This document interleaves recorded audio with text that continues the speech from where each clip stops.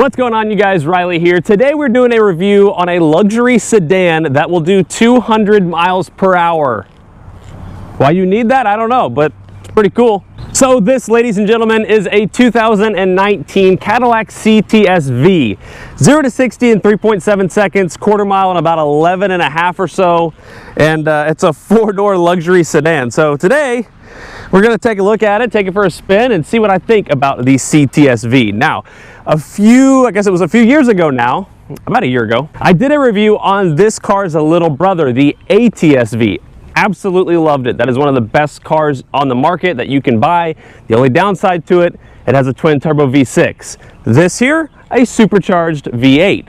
So, is it worth the additional $30,000 to $40,000 over the ATS-V to go with a CTS-V? Well, let's find out. So during that ATS-V review a while back, I didn't say the kindest things about the CTS-V. Basically, to sum it up, pretty much said I would take an ATS-V and a whole lot of cash over a CTS-V. I thought that this was a little unnecessary and a little overkill, which I still think is true. But would I rather have an ATS-V over a CTS-V? That's kind of the question I want to answer today for myself and for you guys, to let you guys know, is the CTS-V worth it? So first off, we'll do a quick little exterior walk around, go over some of the features. I'll highlight some of the cool things. So nice to have some front parking sensors up here in the front. All of the lights are HID, LEDs. I mean, it's a Cadillac. It's going to be kind of top trim, everything. But it is not just a Cadillac. It is also a true sports car, just kind of hidden in sheep's clothing, if you will. So if you come down to these massive 6-piston Brembo brakes, painted in the nice edge red color, the wheels look okay. I would prefer a different design. And this car is rocking some Michelin Pilot Super Sports on all four corners. So it's definitely the ultimate super sleeper. You look at it from the side and you're like, wow, that's just an unsuspecting Cadillac. But to those of you who know what this car is, you appreciate what the car is. So coming around to the back, also very unsuspecting. I think that Cadillac could have gone the more extreme route, but it's kind of cool that they didn't. It's very, very just subtle.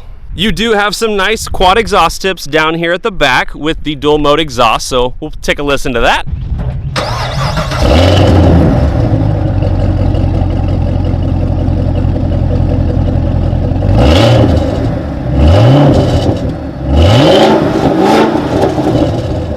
Definitely a little bit more muffled compared to the C7 Z06 or a ZL1, but you have to remember this is a Cadillac. Does sound pretty good though. But like I said, coming around back, there's not a whole lot back here that would really tell you that this is a CTS-V rather than just a everyday CTS from the back. So moving up here to the trunk real fast, we'll take a look at how large it is back here. Actually pretty plentiful in terms of space. There's a little trap door that goes to your back seat up there, but I mean, overall, it's a good sized trunk. I don't imagine you need anything bigger. The only real feature it's lacking back here is any type of like button to bring the trunk down. So you have to manually do it. Back to the good old Stone Ages. So while it is a nice, classy design, there's really not a lot going on in terms of exterior styling with this car. It's all very subtle. You have the hood vents up here, which are a nice touch. I mean, overall, the front is my favorite part of this car. It looks very aggressive. It's just very menacing, but it also has a sense of elegance to it, and I appreciate that. So we will now move this on to the interior, which is where you're going to be spending most of your time. So this should be the place you'd want to be. So is it? All right, we're gonna switch over to GoPro view now because it's a lot wider angle here. So let's go ahead and check out this interior. So overall, to begin with, very, very nice. All right, so we'll sit in here, we'll shut the door, we'll go over some fun stuff. All right, so we'll go ahead and begin with what is right in front of you. So starting off, I absolutely love the all digital display here on the dash. That is the one thing I wish they could take from this car and put it on the ATS-V. That would make that car a whole lot better because the dash on that one just looks very basic. So huge plus to Cadillac for that there. You can also go in here and change a whole bunch of stuff with your displays, and you can customize everything to your liking. So overall, that's a very nice feature to have. Now, just like in all of the other GM performance cars, they do have the different mode selectors. So track, sport, tour. Once you go back into tour, that screen there in the center will turn black, as you can see. Now moving out from there, your steering wheel is a round bottom, not a flat bottom. So that would be something nice to kind of incorporate in here. Some of the other features that are nice to have, you have your heads up display buttons there. So it'll display your speed and all that right there, which you can kind of see. Also, all of your modern safety features like forward collision warning, you have your collision alert, blind spot monitoring, heated steering wheel, heated and cooled seats, kind of all the features. It also has kind of the first generation of Chevrolets and GM, Cadillac, you know, that whole group has their first little generation of the rear view camera mirror, which is not as clear on this as it is on some of the newer things. And then also a great feature to have that I really appreciate is the full panoramic sunroof in this car. So as you can see, it goes almost all the way back, and that is definitely an awesome feature to have. Personally, I would have that open all of the time. Now moving back over here to the new Q system, this is kind of their updated one. It is a lot better than the other one. In the ATS-V, I think it was a 2016 or 17, I had some minor complaints with how some of the buttons and features worked. This one does not appear to have any issues. The volume's very responsive, unlike the other one. Also, all of the buttons here are very responsive and just overall nicely improved. Apparently you can't use the camera while in park, so that's a little interesting. If we put it in drive, now we have the front parking cameras, and then if we go into reverse, we have your rear parking camera. So not the highest quality, not exactly what you'd expect in a Cadillac that's $95,000 or so brand new, but it does get the job done. The navigation is pretty much the same as the Chevrolet navigation screen, their newest one, which I actually really like. Very simple to use, very responsive, and that type of thing. Also, when your climate controls, you have climate for the front and also the rear. So the rear can control their own climate, so that's kind of cool. But overall, I mean, it's pretty simple. You have your fancy little lift up screen here with a wireless charger on the inside, which is kind of a strange place to keep it, but I guess out of sight, out of mind. This is one of the only few things that I don't necessarily like how the touch feature works on it. And then everything else is pretty much straightforward. You kind of have this weird carbon fiber looking stuff on the dash and doors. It's a little bit different than your traditional carbon fiber would look. Got your cup holders with this thing that's powered. I don't really know why it's powered, but it is. And then a little 12 volt and tiny little quote unquote ashtray, mode selector, gear shifter. Yeah, and that pretty much wraps up most of the stuff here on the inside. So now we will go check out the back seat and see if you'd like to spend any time back there. So I've got the front seat in the position of where I'd be driving. This is approximately how much room you have. I'm about 5'11", so let's go ahead and take a seat back here and see how comfy it is. So immediately something I'm noticing, I'm sitting very straight up, and it's very weird. So you can kind of see they don't have much recline to them, and it's not exactly the most comfortable, and it's kind of strange. I wasn't expecting that. That's your little trap door to the trunk. You've got a little storage thing here, and then your cup holders that fold out here. So that's kind of a cool design. But yeah, it's actually not the most comfortable back here. Kind of surprised by that. And then also your little climate controls back here with the heated seats for the rear and AC vents. But overall, I mean, it's, I don't know, about 3 fingers or so of leg room. You've got these little sunshade things that you can pull up. I can do that with one hand. Other than that, I mean, personally, I don't think it's the most comfortable place to be, but oh well.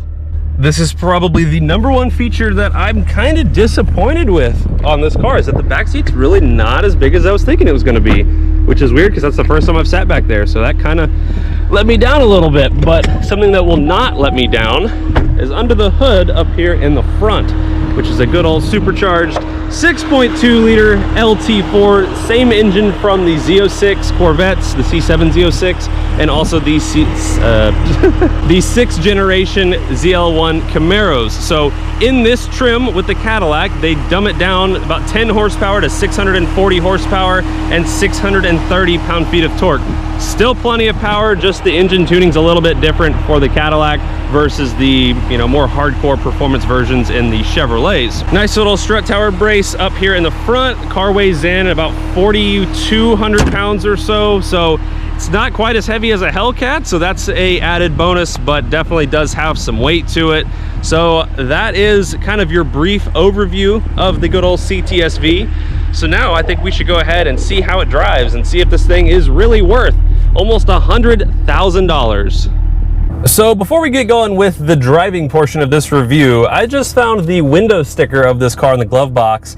The starting price of a base CTS-V is $87,000. This one after options is $93,850. So $94,000 for this particular car. It has 13,000 miles on it, and this car is for sale where I work, which is Parkway Chevrolet, for about like $70,000 or so. So you take a $25,000 hit after driving it for 13,000 miles. That's pretty tough to swallow. But that is where I'm gonna try to compare this car to two other ones. So the ATS-V, which starts at a much lesser price and has less horsepower, but it's very similar to this car in a lot of ways. And then also a Charger Hellcat, because I feel like a Charger Hellcat and this would probably somehow figure out a way for people that like American sedans that have a lot of power. That's going to be the two that they're going to compare. Also kind of like a stepchild, maybe some of the European stuff, BMW, Mercedes, Audi. Yes, this compares directly with them. It's a luxury sedan, but we're going to go after the American competitors, let's just say, and try to talk about that. So right off the bat, I think I will start this segment by saying, yes, I would rather have an ATS-V over this car here. That is not to discredit this car, because this car is amazing and we're about to go have a lot of fun in this car. But for the money and what you get bang for your buck wise with the ATS-V, that car is very tough to beat. Now, no, that car doesn't have the sounds of the V8. It doesn't have the supercharger whine. It doesn't have a lot of things this car does have. But what that car does have is about a $30,000 less price tag, and it's almost just as nice, and in my opinion, more fun to drive on a back road in the twisties and that type of thing. This is by far way faster, but it's not all about just the quickness in a straight line when it comes to an overall car. So let's go ahead and start this off by saying, you know, why would you buy a CTS-V? Well, it's probably somebody who likes horsepower and needs a back seat.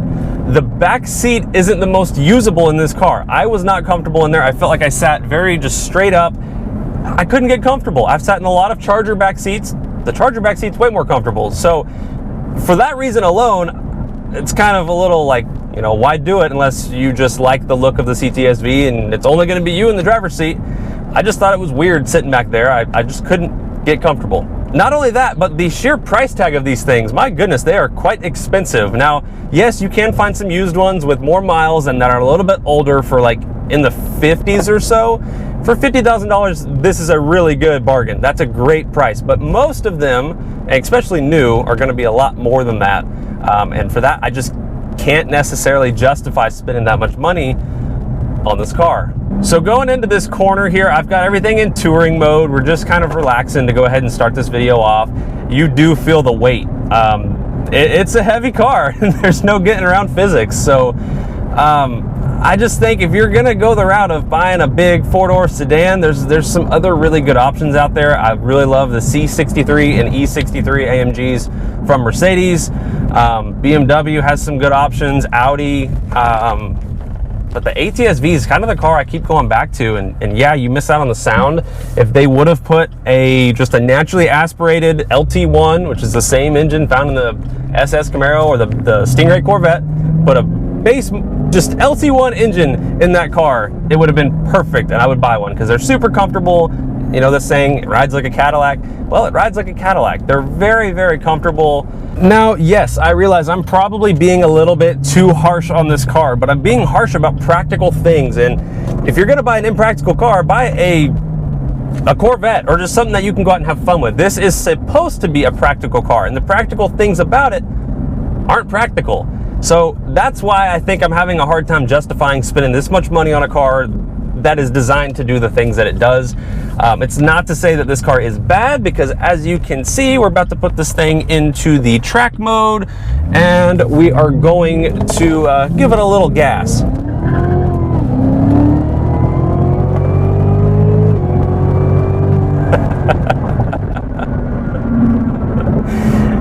It's so funny to me how fast these four-door sedans are nowadays. That always makes me laugh. But like I said, I'm not trying to discredit this car because it is a great car. And if you have one, then you definitely picked up a car that's a lot of fun and it does everything. But to me, if I was spending $100,000, probably look at some other places to spend it. But I mean, it's definitely fun. It doesn't like low-end traction, that's for sure. We figured that one out pretty quickly, but I mean, I guess most cars don't when they have over 600 horsepower. All right, so I don't think we have enough room here to do a 0 to 60, but we're just gonna get on it from a standstill and see how it does. So here we go.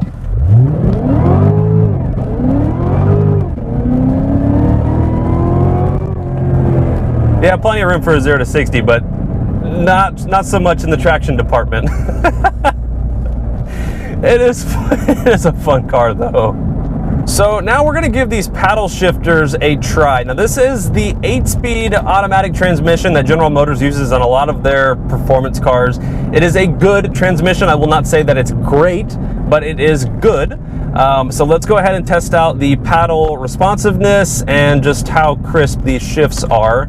Overall on downshifts, it's not too bad. So we're gonna hang a right here and let's see what it'll do. All right, so we're in 5th, 4th, 3rd, 2nd, and hit it.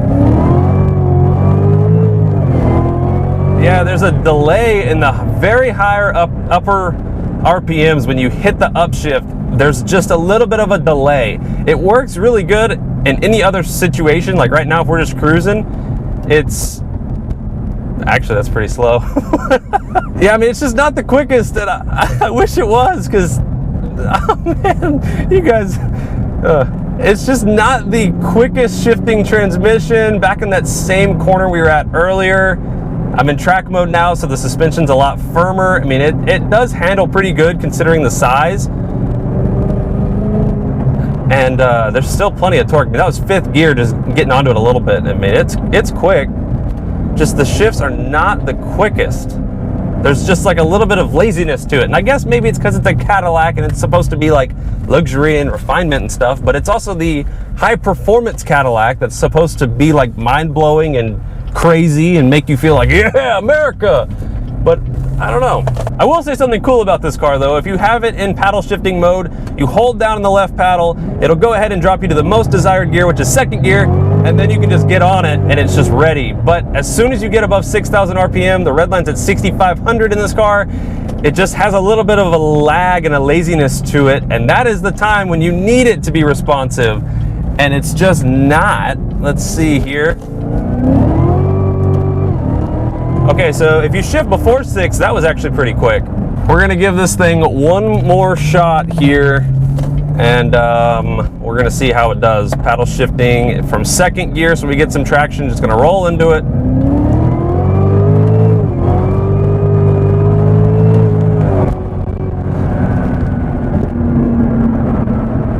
So overall, to sum this up, yes, this car will do 200 miles per hour. Yes, it's fast. Yes, it does a lot of things great.